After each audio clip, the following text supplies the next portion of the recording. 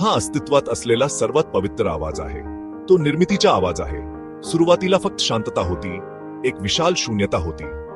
या शून्यातून चा आवाज उद्भवला. या आदिम ध्वनीमध्ये विश्वाची असीम क्षमता आहे.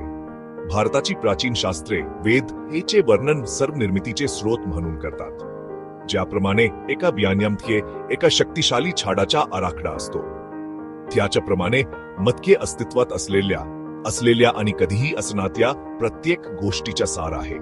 तो विश्वाचा आवाज आहे, सतत कंपन करणारा, निर्माण करणारा आणि विरघळणारा. प्राचीन तत्वज्ञानाचे ग्रंथ उपनिषदे सांगतात की आ म्हणजे ब्रह्म आहे, अंतिम सत्य आहे. तो अस्तित्वाचा पाया आहे, तो स्रोत आहे ज्यातून सर्व काही निर्माण होते आणि ज्याते शेवटी परत येते. चा उच्चार करणे म्हणजे या अंतिम सत्याशी जोडले जाणे, अस्तित्वाच्या अगदी स्रोतात प्रवेश करणे.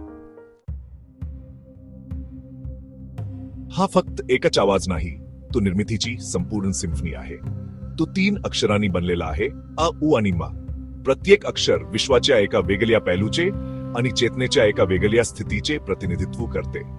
पहिले अक्षर अ जागृत अवस्थेचे प्रतिनिधित्व करते.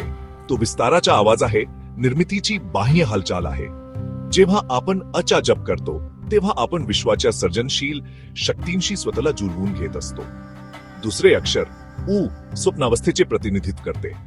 तो जतनाचा आवाज आहे, सर्व काही एकत्र धरून ठेवणारी शक्ती आहे. उचा जप केल्याने आपण विश्वाचे पालनपोषण करणाऱ्या दैवी शक्तीशी जोडले जातो. तिसरे अक्षर मम गाढ झोपेची अवस्था दर्शवते. तो विरघळण्याचा आवाज आहे, ऊर्जेच्या त्याच्या उगमाकडे आतून ओढणे आहे. जेव्हा आपण ममचा जप करतो तेव्हा आपण असीमतेला शरण जातो, स्वतःला दैवी चेतनेत विलीन होऊ देतो. प्राचीन ऋषींना सहस्र वर्षांपासून माहित आहे ते आधुनिक विज्ञान आता समजून घेऊ लागले आहे. विश्वातील प्रत्येक गोष्ट कंपनाच्या स्थितीत आहे.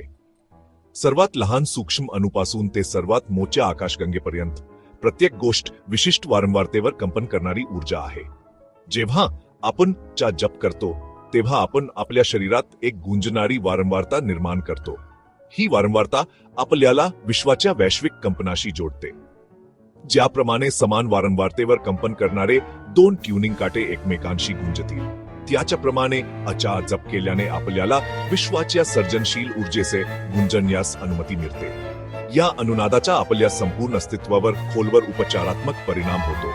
ते मन शांत करते, भावना शांत करते आणि शरीराला संतुलन आणते. ते आपल्याला स्वतःपेक्षा मोठ्या एखाद्या गोष्टीशी जोडते. आपल्याला आठवण करून देते की आपण विश्वापासून वेगळे नाही तर त्याचा अविभाज्य भाग आहोत. च्या जप करण्याचे आध्यात्मिक फायदे अतुलनीय आहेत. दैवी प्राणी म्हणून आपल्या खड्या स्वरूपाची जाणीव करून देण्यासाठी, स्व साक्षात्कारासाठी ते एक शक्तिशाली साधन आहे. योग आणि ध्यानधारणेत चा वापर मंत्र म्हणून केला जातो. मन एकाग्र करण्यासाठी आणि चेतना उंचावण्यासाठी एक ध्वनी आहे. जेव्हा आपण मनापासून आणि जाणीवपूर्वक हा चा जप करतो तेव्हा आपण आपल्या आतील स्वतःशी आणि दैवीशी खोलवर संबंध जोडतो. हा चा जप करण्याचा सराव मन शुद्ध करते, मज्जा संस्था शांत करते आणि आपली जाणीव वाढवते. ते आपल्याला गहन शांतता आणि शांततेच्या स्थितीत प्रवेश करण्यास अनुमती देते, जे रोजच्या जीवनाच्या चिंता आणि तणावांना पार करते.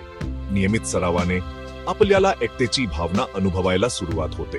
हे जाणून घेणे की आपण प्रत्येक गोष्टीशी आणि प्रत्येकाशी जोडलेले आहोत, आपल्या खत्या स्वरूपाची आठवण करून देते. विश्वाशी असलेले आपले अविभाज्य ऐक्य आपल्या उच्चतम उद्देशाशी सुसंगत राहण्यासाठी आपल्या पूर्ण क्षमतेला जागृत करण्याचे आवाहन आहे. ज्या शक्तीचा स्वीकार करून आपण स्वशोधाचा आणि आध्यात्मिक परिवर्तनाचा प्रवास सुरू करतो.